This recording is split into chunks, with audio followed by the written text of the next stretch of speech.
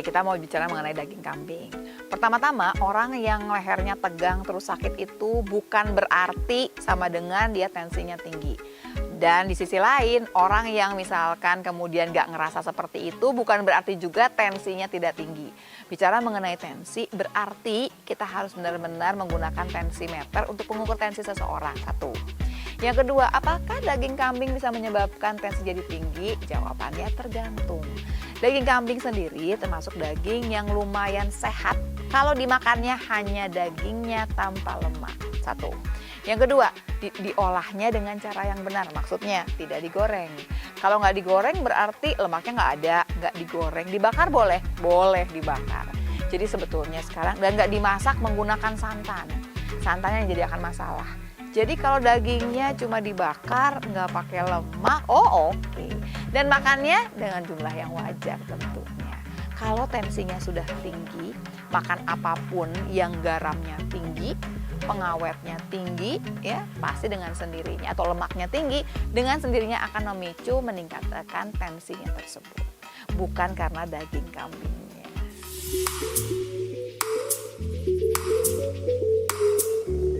Apakah daging kambing berbahaya bagi tubuh? Tergantung jadi jawabnya. Satu, makannya pakai lemak apa enggak?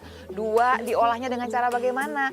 Kalau tidak pakai lemak, diolahnya tidak digoreng, tidak dipakai santan, tidak digolek, maksudnya ya boleh-boleh saja. Dan jumlahnya juga harus sesuai. Kalau memang tensinya sudah tinggi, punya diabetes, punya permasalahan penyakit lain, itu harus dijaga-jaga jumlahnya.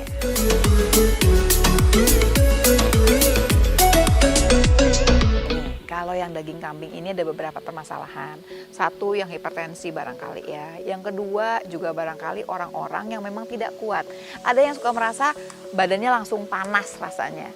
Kalau memang demikian, ya sudah, jangan dimakan dagingnya. Barangkali memang alergi atau barangkali memang tidak kuat dengan daging kambing. Sisanya yang lain jarang kita temukan selama makannya jumlahnya masuk akal, tidak memakan lemaknya, dan dimasaknya tidak digoreng atau disantan.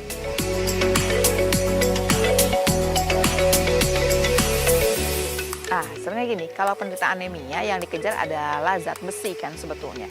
Zat besi itu benar, nggak usah daging kambing sih, semua daging. Apalagi kalau mau lebih banyak lagi ke arah hati juga boleh, hati kambing, hati sapi silahkan.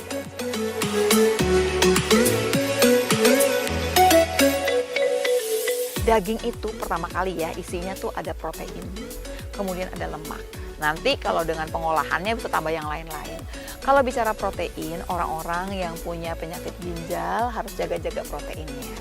Sementara kalau bicara dengan lemak, semua orang nih kalau lemak itu dari kolesterol yang tinggi dengan sendirinya ya, hipertensi, apalagi kemudian tambahannya adalah orang-orang yang memang punya permasalahan dengan metabolismenya. Jadi sekarang daging kambing itu bisa menimbulkan banyak permasalahan kalau kita sendiri juga tidak terlalu sehat.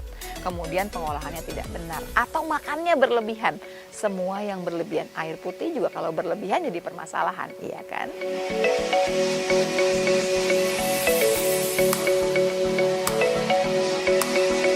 Pemirsa di rumah yang barangkali akan merayakan Hari Raya Idul Adha, pasti banyak daging di sana. Ada daging sapi, ada daging kambing.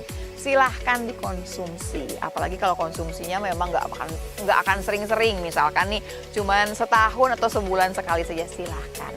Yang penting satu, jumlahnya terbatas. Dua, kalau bisa tidak menggunakan lemaknya. Kadang-kadang ada yang protes, yang enak yang lemaknya. Oke deh kalau mau makan lemaknya, kalau gitu jangan banyak-banyak ya.